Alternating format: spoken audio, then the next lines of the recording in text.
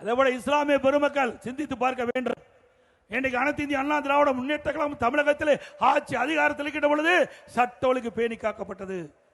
அண்ணா திமுக ஆட்சி இருக்கின்ற பொழுது மத சண்டை கிடையாது, ஜாதி சண்டை கிடையாது, அனைவரும் சகோதரத்தோடு வாழ்ந்தோம். அப்படிப்பட்ட ஆட்சி தந்தது அண்ணா திமுக ஆட்சி. இன்னைக்கு சட்ட ஒழுங்கு சந்திச்சிருக்கின்ற அளவுக்கு பார்க்கிறோம். சட்ட ஒழுங்கு சீரழிந்து விட்டது. சிந்திக்க வேண்டும் சிறுபான்மை மக்கள். அண்ணா திமுக ஆட்சியில் இஸ்லாமிய பெருமக்களுக்கு நிறைய திட்டங்களை நாங்கள் நிறைவேற்றி கொடுத்தோம். இன்றைக்கு இஸ்லாமிய பெருமக்கள் வேண்டுகோளை ஏற்று இதே புரட்சி தலைவி அம்மா அவர்கள் தமிழகத்தினுடைய முதலமைச்சராக பொறுப்பேற்கின்ற பொழுது இன்றைக்கு புனித ரமலான் மாதத்தில் பள்ளி வாசலுக்கு நோன்பு கஞ்சி தயாரிக்க விலையெல்லாம் அரிசி கொடுத்த ஒரே அரசாங்கம் அண்ணா திமுக அரசாங்கம்.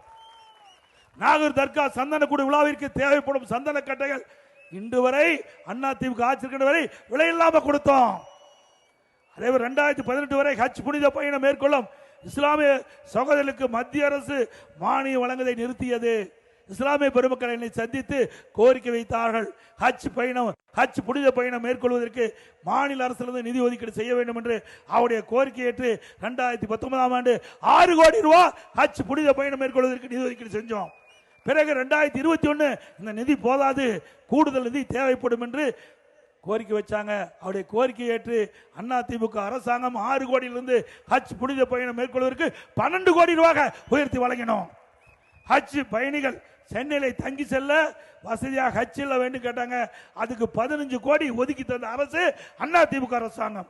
2016 முதல் ஹாஜிகளுக்கு மாதந்தோறும் 20,000 ரூபாய் மதிப்பூதியம் வழங்கிய திட்டத்தை கொண்டு வந்த அண்ணா திமுக அரசாங்கம்.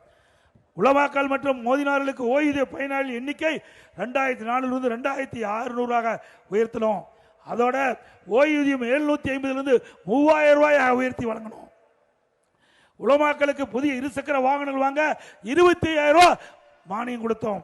வகுப்பு வாரியத்திற்கு ஆண்டு நிர்வாக மானியம் மற்றும் பள்ளிவாசல்கள் தற்காகல் பழுதுபார்த்தல் மற்றும் புனரமைப்பு பணிகளை மேற்கொள்ள நிதியுதவி வழங்கப்பட்டது அண்ணா திமுக ஆட்சியில். இஸ்லாமிய வகுப்பினருக்கு நேரடி நியமன முறையில் நிரப்பப்படாத பணியிடங்களுக்கு முன்கொணர்வு முறையை நீடிக்க அரசாணை வெளியிட்டது அண்ணா திமுக அரசாங்கம்.